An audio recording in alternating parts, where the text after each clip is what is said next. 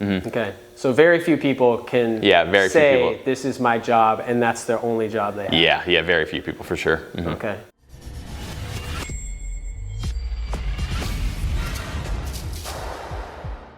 But really the question is like, when people ask you what you do, how do you answer that? Yeah, usually when people are asking me that, I usually tell them I'm a professional CrossFit athlete working out for a living. What if they don't know what CrossFit is? It's pretty hard for me to explain CrossFit. For the most part, at the games, they can make us do whatever they want, but there's like a certain amount of cardio equipment we use, which is like a rower, a salt bike skier, and then we do a decent amount of running, and we're also swimming. And we also do weightlifting, which is pretty much any variation of weightlifting, and gymnastics. So pretty much anything that has to do with gymnastics we're doing too. And they can combine that however they want in kind of whatever format they want. So they can make us do like 10 deadlifts and then do a bunch of handstand walking. So pretty much any variation of that. So it sounds a little bit like a less deadly version of Hunger Games? It's something like that, yeah. Where you usually just show up in the arena? Yeah, definitely. I mean, it can get dangerous, but usually we're not risking our lives, usually. How does CrossFit compare to other athletic disciplines or sports? I would say I don't think it really compares too much. I mean, a lot of people that play football, they'll use CrossFit as like, to help them get in better shape for football. So, I mean, CrossFit can make you better at pretty much any aspect of sports, whether it's your endurance base or getting stronger. So I would say a lot of like athletes can use CrossFit as to help them get better in their own sport. You're a CrossFit athlete. How is that a sustainable, what you do, career? Yeah, so as a job. In the beginning, I mean, when I was first getting pretty competitive in it, it wasn't something I could like actually live off of with making money wise, but if you're doing well enough, it's something you can actually live off of. But I would say you got to be making it to the games probably every year to be actually able to live off sponsors and prize money. How many people make it? Every year, every year it's 40 people that make it.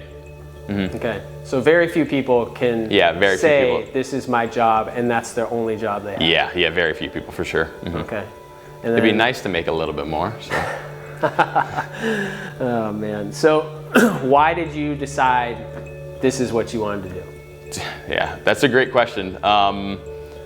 It wasn't necessarily a thing that I had decided until I realized that I was pretty good at it and could make a shot at doing well at it. How long ago was that?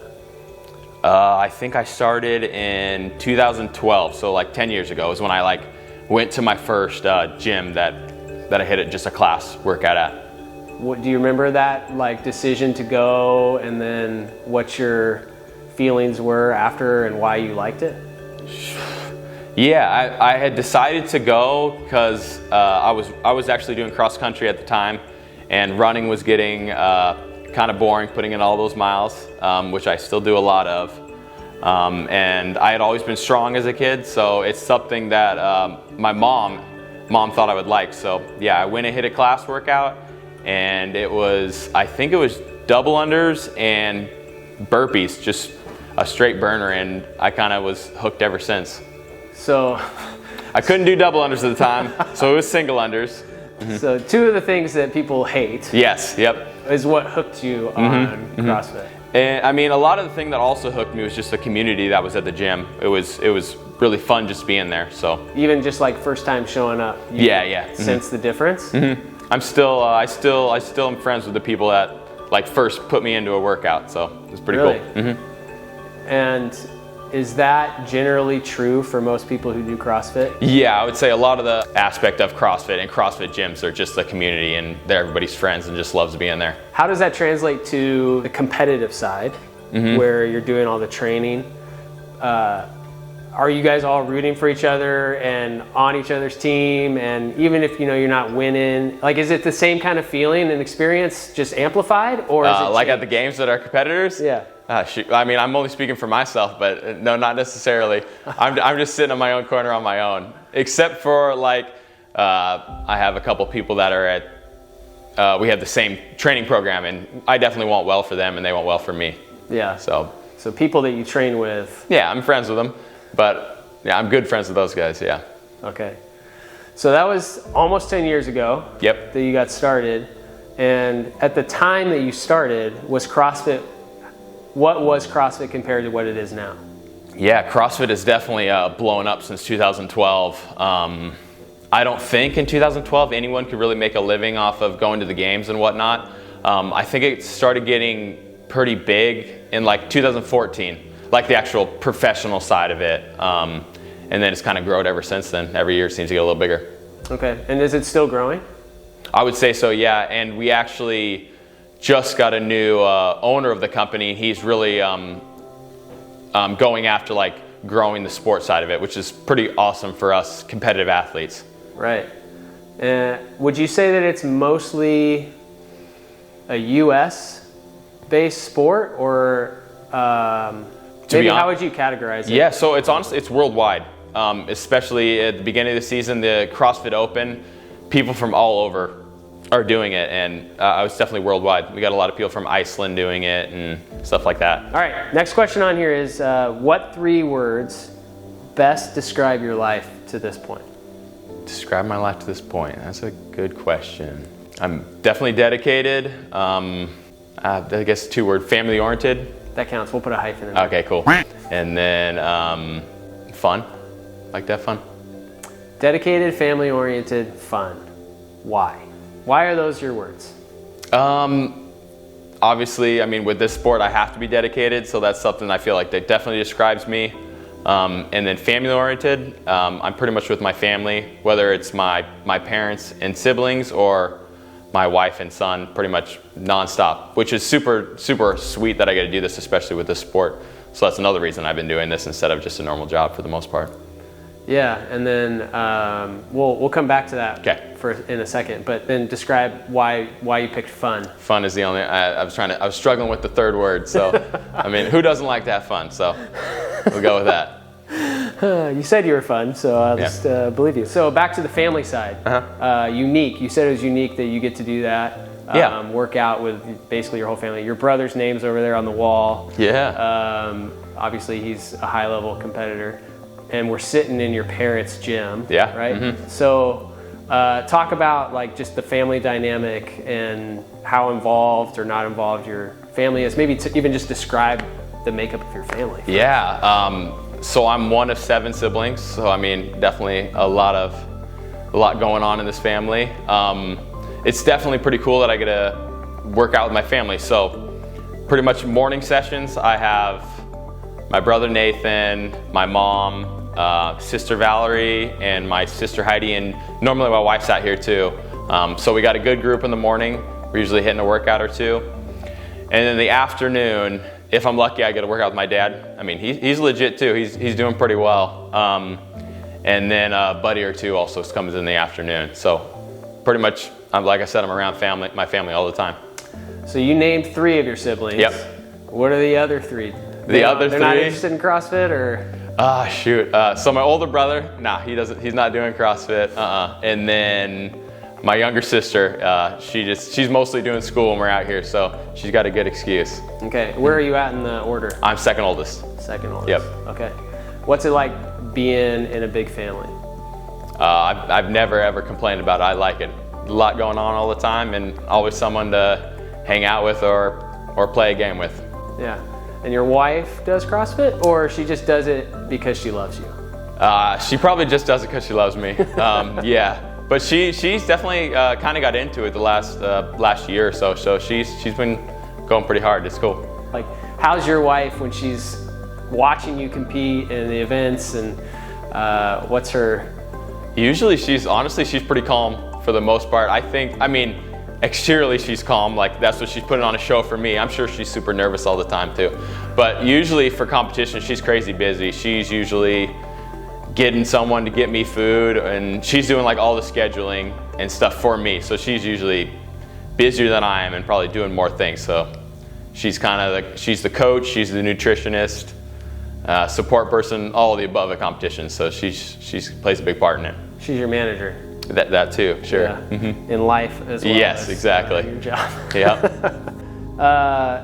With the family workout like dynamic, are your parents, like, have they been involved since 2012, or did they kind of come along after you and like you led the CrossFit charge, so to speak?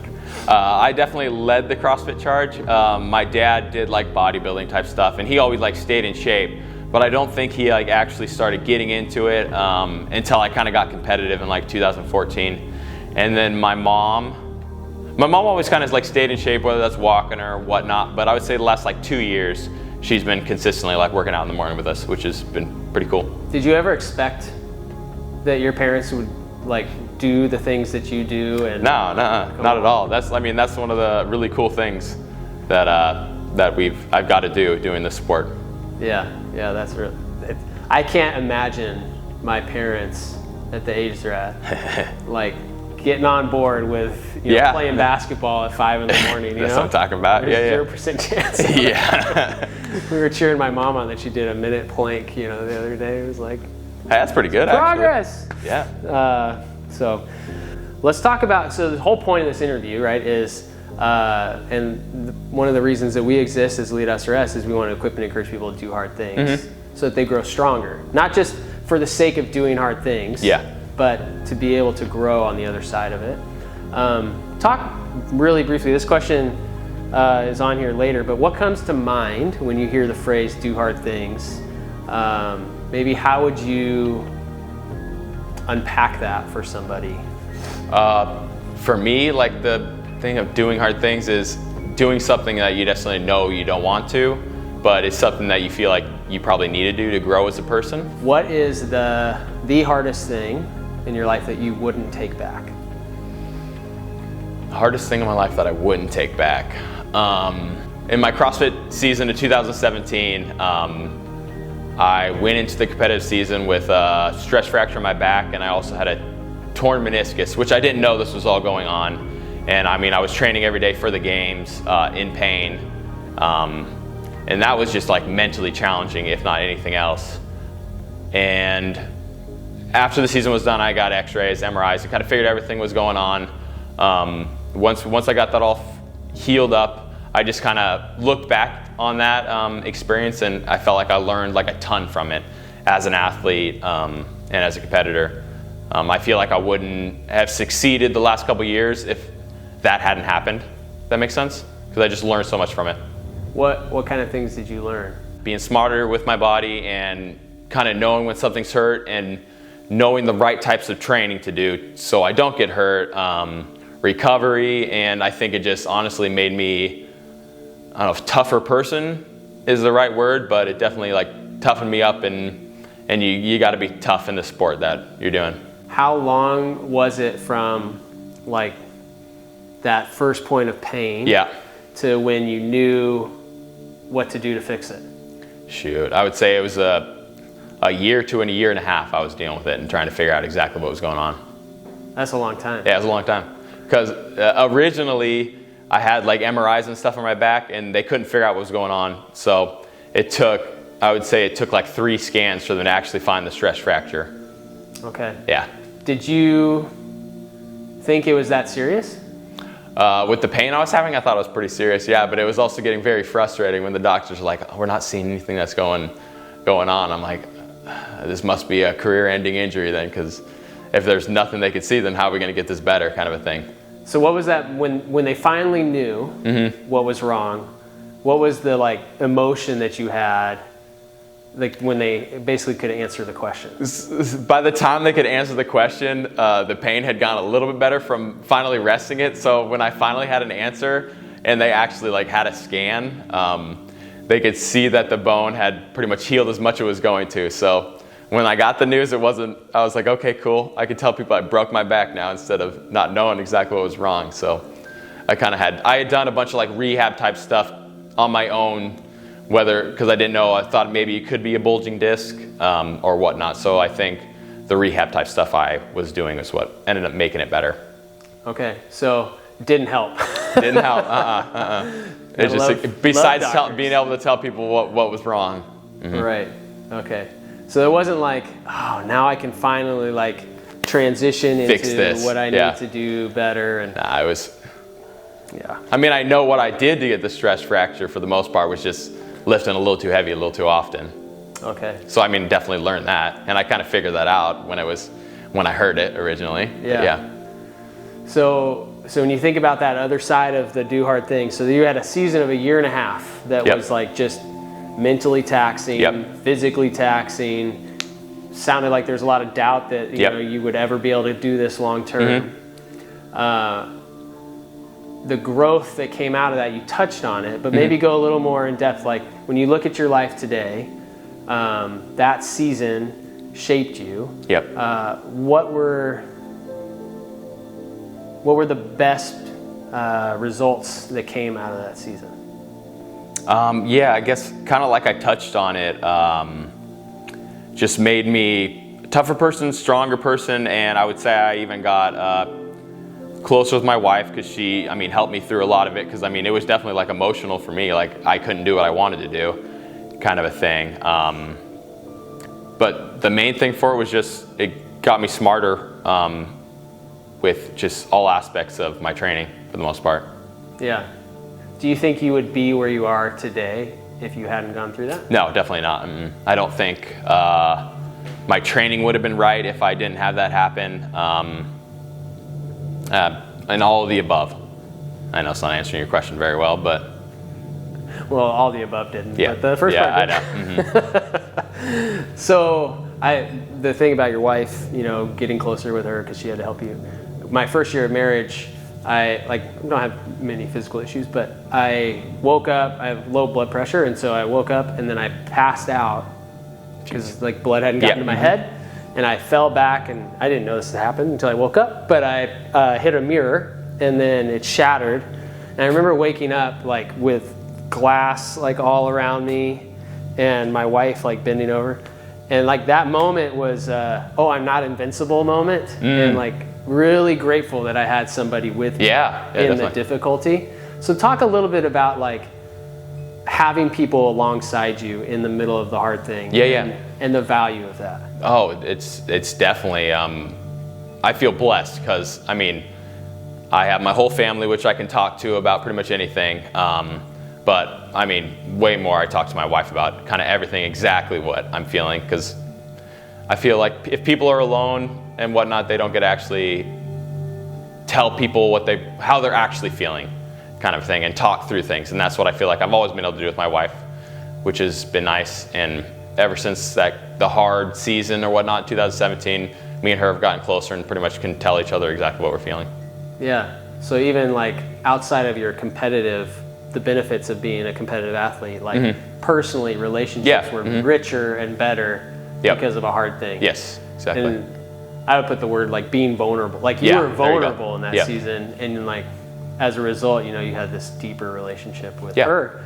But what having your family be CrossFit, know what's going on in the CrossFit space, how much does that help you to have them to talk to, and how much did it help you in that season for them to know, you knew that they knew what was going on? I feel like with that, I didn't talk to them too much about it because, it was definitely a struggle for me because I was still trying to train and they were training and they were doing well. So it wasn't too much with with them, but it was mostly, like I said, just with my wife. I was talking about my struggles and stuff like that. So does she look back on that season with a lot of gratitude? Does she think the same way about it, or? She might not. You might have to ask her yourself, because I'm pretty sure I put her under a lot more stress than I do now, because I wasn't in a great place mentally, obviously, for a little while. Yeah, that's funny. It's always interesting perspectives on your situation. So, let's talk a little bit about CrossFit and what makes it a hard thing. So that's the space you're in. We talked a little bit about the context of it, but what about CrossFit makes it a hard thing? Dude, if you do CrossFit, you kind of know how hard it can be, because every day I'm coming into work knowing that I'm going to be super uncomfortable in a workout, and I'm going to be doing that multiple times a day. I'm going to be dying on the floor after, and so you got to it's hard to get mentally ready for that, especially like in a competition, how hard you got to go, and you're gonna have to just go into like a dark place. So it's definitely, I'm doing hard things multiple times a day, and it's not necessarily always fun. So are the workouts designed to like be painful? Be a punishment? Yes, yeah. Pretty much you're testing your limits pretty much with any workout, and especially at competitions. Mm-hmm. So let's take that analogy of like this do hard things Yep. to grow. CrossFit is designed to be a like magnified difficult thing. Mm-hmm. How does it like make your body grow? Like what's the benefit for your CrossFit? Yeah. I mean, every day I'm coming in here with a purpose to try to get my aerobic capacity up. So I'm doing things to do that and forcing my body to adapt. So my body is always kind of doing hard things and forced to adapt. Yeah, it sounds like it's hitting the point of exhaustion or like can't go any farther. Have you noticed the capacity grow like for these different exercises? And definitely, yeah. I mean, I can't go like crazy on certain things and kill yourself every day, and then you're not gonna be able to recover. But you got to be smart with it, and you'll definitely see the results from it. Yeah. A lot of people start CrossFit, mm-hmm. or even just a lot of people do CrossFit. But what about it, or maybe even just what about you, has let you stick with it for as long as you have? There's always something you're chasing kind of with it, whether it's a new skill or trying to get a little bit stronger or whatnot. That's kind of what has me hooked with it. What are people's mindsets generally in the CrossFit space? Like in the off season and stuff, most people are just either trying to improve their aerobic base or getting stronger. When it gets more towards the games, you kind of think of what he could put out, because there's always like different implements he could do, whether it's like some version of a tire flip or something like that. So it kind of, for me, in the off season, I don't think about it too much, but then say like 3 months prior to the games, that's when you start thinking about it a little bit. What are your favorite exercises or activities? So what do you get the most excited about? Is it still burpees and... Dude, heck no. The two things there's a couple things I enjoy, but I really enjoy doing pegboards and any version of double unders, usually. Okay. And pegboards and double unders are what are sitting behind you, I think, right? Is that a pegboard? Yes, sir. Yeah, just happens to be that. Mm-hmm. So what about double unders makes it one of your favorite things? Just for me, they came pretty naturally, and I didn't notice how naturally they came to me until like I started seeing like my dad try to do them, or even now, like when I'm competing against other high-level people, I'm just a little better than them at double unders, so it makes it fun for me whenever they're throwing the workout. Usually I'll do pretty well at them. So you like it because you're good at it? I'm good at it, yeah. And you didn't have to, Why not? You don't really know the secret sauce? Apparently not. I mean, there's definitely things that make a difference, whether it's the rope or whatnot, but. Yeah. So when you think about all the different skills, where does jump rope fit in the CrossFit environment? Like a level of importance or activation, I guess, like how often is it getting used when people think about CrossFit? Yeah, so you definitely, for like I would say like a games type athlete, they're not as important because you definitely should have them down. But in like, let's say just a CrossFit gym, that's one thing that is pretty important to people, that they need to have them down because it'll probably be in the open, which pretty much everyone does. Really? Yep. Just like participating in a CrossFit gym, you're going to go do the open? Not necessarily, but pretty much either way, you're going to be doing that workout. So yeah, pretty much everyone's going to be doing the open workouts. Okay.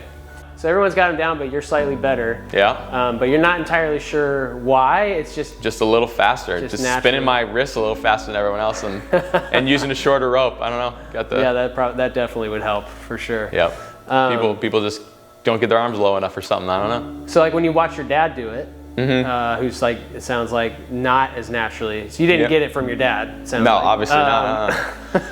What is it that makes them difficult? For a lot of people, it's just like timing. And then when people work on them for a long time and then finally get them, they usually have created like bad habits from it that they kind of have to eventually go away, but they just stick with them. They just keep whether it's doing donkey better. kicking or whatnot. So the timing piece, is it because they spin the rope too fast, or they jump too slow, or what is the most From what common? I've seen, personally, it looks like they're just spinning it too fast. They're going faster than they need to? It's going faster than I need to, yeah. Just got to slow it down a little bit. What would you say to somebody who's in the middle of their own difficult season? What advice would you have? Be a little bit patient, and when you get on the other side, it's going to help you. You'll be stronger when you come out, for the most part. Just got to be a little bit patient. Everything will turn out fine. What did people say to you in the middle of your season? I didn't talk to too many people about it. I kept it to myself, besides obviously my family knew what was going on, and my wife, and she pretty much just encouraged me and told me pretty much what ended up happened. I mean, that I was stronger after it, and it would be a turning point kind of a thing. Was that helpful to hear it At from the her? time, it was a little bit for sure, because it was like I didn't have much hope at that time, and then her saying that was definitely gave me a little bit of hope. Yeah, because so you could believe her when she said it. Was it not helpful at times because you didn't believe her? At times, yes, but most of the time, in the back of my head, I definitely believed her a little bit. Or wanted to? Wanted to, yes, yep. Yeah. So now when you look back on that advice that she gave and the encouragement, like, was that actually something that kept you going? And is it like, do you cherish that, or is it just like it happened and I'm glad she did it kind of thing? No, I mean, definitely cherish it, because I mean, what she said was what ended up being true. So I feel like I can trust her opinion for most things, especially in my CrossFit career because of that, and a lot of different aspects of life too. Right. So now the words that she has to say mean even more. Yeah. It's not like she's just encouraging me to encourage me. I mean, and she definitely like helped me get through it, whether it's working on my back and helping me research stuff to help my knee or help my back. Yeah. Have hard things become easier the more difficult things you've gone through? I would say yes. They after having something really hard or whatnot, it makes everything else a little bit easier or not seem as difficult. So let's say like I have a little injury or setback, I kind of see it as like, okay, I kind of know what to do. Oh, my knee's hurting. We can do this rehab stuff and it'll get better, and I kind of have strategies of doing it so it'll get better faster. So yeah, I don't worry about it as much, because usually back then, 2017, I have a little injury. I kind of, I don't know if freak out is the right word, but get really paranoid. It's like, oh, I'm gonna have to have surgery or something like that. So I don't think like that anymore. Yeah, it feels less big. Yes, exactly. And you know it'll end. It's a season. Yep. Yeah. What is a hard thing you're currently working through? A hard thing I'm currently working through is, well, I guess I didn't have the greatest season this year, but I mean, looking back on it now, I kind of learned some things this season that kind of worked and kind of didn't. So I kind of try to take every year as something I can learn from it. So I've learned a couple things that worked and what didn't work. What are your expectations for 2022? Is to go back to the games and crush it. Get back on that podium is the plan, because I know I can and I've done it. So yeah. Talk about being a dad. I'm not even going to direct the question. Just tell me what it's like to be a dad, and we'll go from there. Yeah, being a dad is obviously been awesome. You got a little person that you're kind of taking care of. Before I had kids, I used to think like, oh, when I have kids, I'm not going to have any time for doing this and that, which now I don't have any time, but I don't even think about it, to be honest. It's like, oh, like I used to do this, but I enjoy hanging out with him way more, or I don't mind not doing things like that. But I feel it's given me a little more purpose in life. Even in my athletic career, I mean, I got to make a living for my family, so I feel like it gives me a good push. And also with the CrossFit, with doing CrossFit as my job, I pretty much get to hang out with him all the time. He's pretty much in here running around until it's time to work out, because obviously it gets a little dangerous throwing around some weight, but he loves it in here. And it's been awesome being a dad, for sure. So how have you changed as a result of being a dad so far? You'd have to ask my family. I would hope they say I'm a little more mature, responsible, on time, all of the above. Yeah. This one is always fun when you like talk to a new parent. Like when we were going into it, you know, people say, sleep while you can, you know?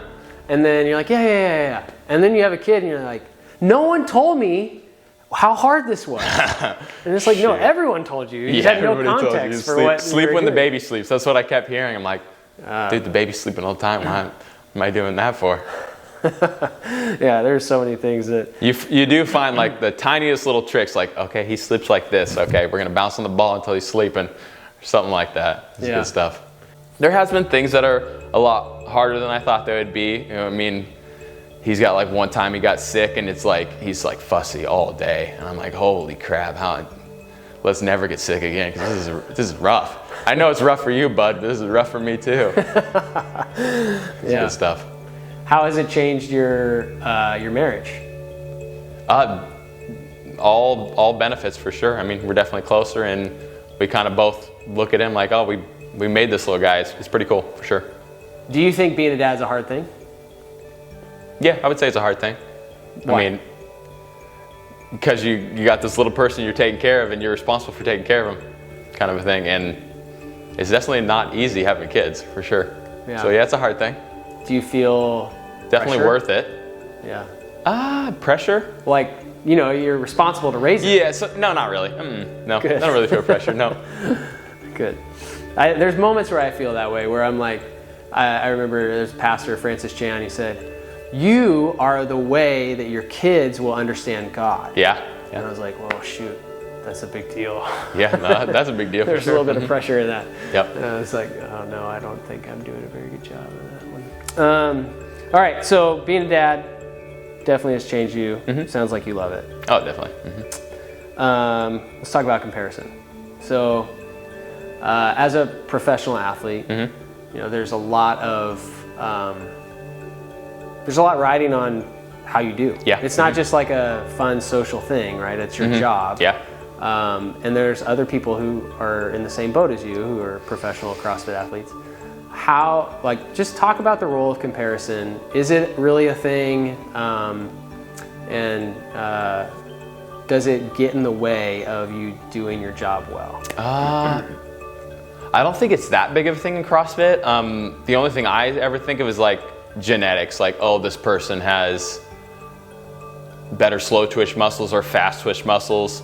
But to be honest, I don't think about it too much, because it's not something you can change. You're not gonna be able to change your genetics. You're just gonna have to work on it and work a little harder than them. So I wouldn't say it's a huge thing, comparison, but when I do start thinking about it, I kind of just shut that off, because there's not too much I can do about it. Yeah, so you mentioned one though that I think does come into play quite a bit, is like the amount of work. Yeah. Right? Like, I remember my coach, and he's like, well, every day, you know, somebody's working, and if you take a day off, you know, they're going to pass you. And that's a comparison mentality, right? So talk about that effort comparison of am I working hard enough? Are they working harder than me? Or is it just, you know, your own comparison? Got you. Yeah, I mean, that's definitely something that I have thought about, and I have struggled, I guess, in the past a little bit with, let's say, I'm worried about someone outworking me, kind of a thing. But with that, I've kind of just left it, put that pressure on my coach to kind of figure it out, and it's just something I try not to worry about and let him kind of worry about it, because I've had success with him and kind of just let him take the reins with it. Yeah.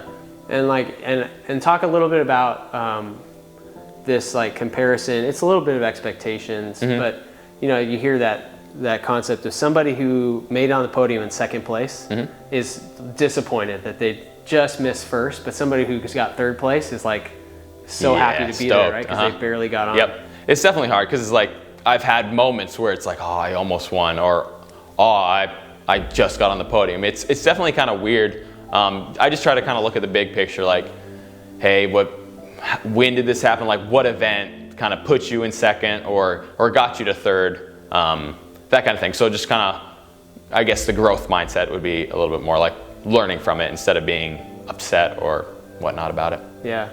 Are there any CrossFit athletes who you compare yourself to, as far as like maybe they're a benchmark and maybe they're former athletes and they're role models or something, but ones that you look at for either inspiration or just checking yourself and where you're at? Like, I would say most of the ones that I actually like look up to and whatnot are retired athletes now. There's a couple of them, like the big one I guess would be Jason Khalipa. He won in like 2008. It was pretty small, but he's kind of been at the top of the sport for a really long time, and he had like one breakout year, and I think it was 2014 when he just got his like endurance base crazy higher compared to everyone else, and he almost actually won it. And just like kind of some of the things he's done in the sport have been really cool. He actually he was, I don't know if forced to retire is the right word, but his daughter had cancer, and he decided he kind of needed to retire and focus on family a little bit. Yeah, that's a good person. Yeah, definitely. To have as a role model. Yep. All right, so then thinking about, this is a little bit in the same light where, it's like, what are people saying? What are they doing? How is that compared to me? But this idea of negative comments or feedback that you hear from the public or in media, how does that impact you? How does it play into your job as a CrossFit athlete? Just talk about like negative comments and stuff. I'm sure they probably affect people more than they affect me. I'll read them, sure, and then maybe dwell on it for a little while, and usually I just forget about it. But I wouldn't say there's ever been like a comment that actually like stuck with me that really hurt my feelings or anything like that, because you can take those comments with a grain of salt. I'm sure there's other people that deal with worse comments than I do, because people are a little more popular than I am or whatnot, but I don't read into them too much. Where do you hear it the most or see it the most? Honestly, probably like the CrossFit like broadcasting crew or whatnot, when I have a bad workout or someone expects, one of them expects me to do good or whatnot. But so then just kind of mentality of like, oh, just prove them wrong next season or next workout, whatnot. Fuel for the fire. Exactly, 100%. Sounds like Michael Jordan. Like the negative things that people say, they don't impact you because they're distanced from you, like, and the things that people say who know you well that maybe are less positive have a greater impact, or is it all equal? I would say that people that are close to would definitely have an impact, because I actually would take their opinion as being true or whatnot. But I really have, I feel like I've created a great environment with good friends and kind of have weeded out the bad ones, or whatever you want to call it. But I don't really have much negativity in my life. And anything anyone says, I usually don't take it as negative and them just trying to help me, which rarely they have said. People don't say much negative about my friends. Constructive criticism, exactly. Yeah. And do you, because other people don't have that luxury, right? Some other folks in, any kind of public space who see negative things, hear negative things about themselves, can't say that it was not impactful. So what about you makes it so that stuff's not as significant? I'm not 100% sure. I feel like it's not going to be helpful if I'm dwelling on something someone says, and if it's used. I guess I have seen comments about something negative, but I already knew it was something I like. Let's say it's like, oh, Sam sucked at whatever, and I'm already working on it to get better. So I'm like, okay, well, whatever. Yeah, I'm going to be better next time you see me, kind of a thing. So it doesn't really bug me. You're not wrong. So. Yeah, you're not wrong. So it's like. So is that a humility that makes it easier? Is it confidence that you're working on the right things? I think it's confidence, knowing that the next year is going to be better or whatnot, knowing that I'll prove them wrong, kind of a thing, I guess. Yeah, you believe in yourself. Yeah, exactly. So then, let's talk. Last one on here is your sister passed away. Yeah. I don't really know much of the story. Yeah. So maybe just talk about that story a little bit, and then we can ask some questions. So she would have been my youngest sister. My mom was probably like 6 months pregnant, and some of the doctors noticed that there was like more amniotic fluid than there should have been. They ran some tests, and then they found out that she had a chromosome disorder. It was called trisomy 18, And then I think only, I don't know the percent exactly, but I think only like 10% like live past 2 hours or something like that. So I mean, there was a lot for my parents to prepare for and mentally prepare for or whatnot. So my mom, when my mom had her, she came out pretty healthy. I mean, for the most part, had like club feet and arms, hands, sorry. And she actually got to come back home, and she stayed around for like 2 months. She was pretty healthy for the most part, but then her heart and lungs started not working together, and she ended up passing away when she was 2 months old. And looking back on it, I mean, obviously very sad, and I wish she was still around, but it definitely brought our family really close to each other, and we're still super close. Yeah. And she definitely had an impact on a lot of people's lives, for sure. So Because even the doctors kind of, when my parents found out she was gonna be born with it, a lot of the doctors kind of said, "Oh, let's terminate," and stuff like that. But I mean, definitely not about that kind of a thing. Yeah. So how old were you? I'm 11. I mean, 13 or 14. Okay. Yeah. So for you, what was the experience like? I don't remember too much about it. I feel like it was like a whole whirlwind kind of a thing. I feel like in the back of my head, there had been like cases where they had lived to be almost 20 or something like that. So I felt like, not in the back of my head, but I felt like that was going to happen. So I guess I wasn't really necessarily prepared for when she did pass away, but we had like a week where she definitely wasn't doing good. And so we kind of prepared a little bit.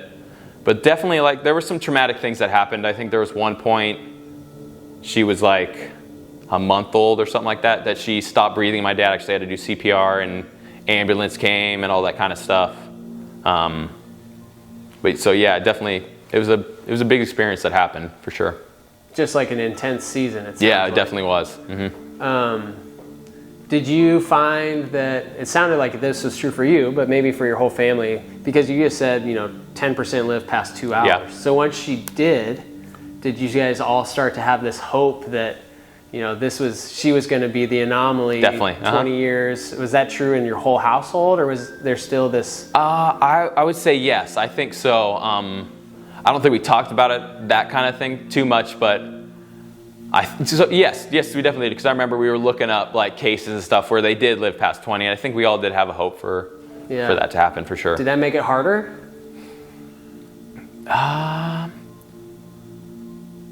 I would say probably did, yeah, for sure. I mean, it was obviously hard either way, but I'm not 100% sure if it made it harder or not. Yeah, it's like, because I think we all knew at some point she was gonna pass earlier than all the rest of us, kind of thing. Mm-hmm. So I'm sure there was a whole bunch of emotion in there. I can imagine that there would be like this gratitude that you got 2 months. Yeah, we got to spend a lot of time with her. 2 hours. There's probably a sense, as bad as this sounds, of relief. That like, because it was probably a really hard season. Oh yeah. Mm-hmm. And there was probably like just sadness and grief all at the same time. I have no idea how I would process that. Because I've never experienced it before, but was it in the back of your mind, like as going in, this isn't on my script, but going in and to be a dad and having experienced something like that, was there something in the back of your mind, like having a kid and your wife was pregnant? Yeah, definitely. I don't know if it's normal for people to think about that, but I mean, obviously I love my sister so much, but I feel like it would have been a lot harder for me to lose if it was my own kid. I don't know. But yeah, I definitely kind of thought about that. It's a little scary for sure, but yeah. But yeah. Mm-hmm. How did it change like the way you process that experience, being a dad now, and your parents' experience of that? Mm-hmm.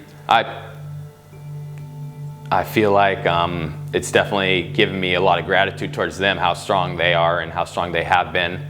Because I think, like I said earlier, our family got closer, and I feel like it could have done the opposite. It could have, I don't know if it dragged us apart or whatnot, but they definitely pulled the family together instead of pulling them apart, kind of a thing. Yeah, that's really cool. You have parents who Yeah. are purposeful through. And now being a dad, I realize like how hard. I mean, obviously it was hard going through losing your sister, but losing your own child, I feel like would have been a lot harder. Yeah, I can't imagine what that would be like. Thanks for wanting to do it. Yeah, definitely. Yeah.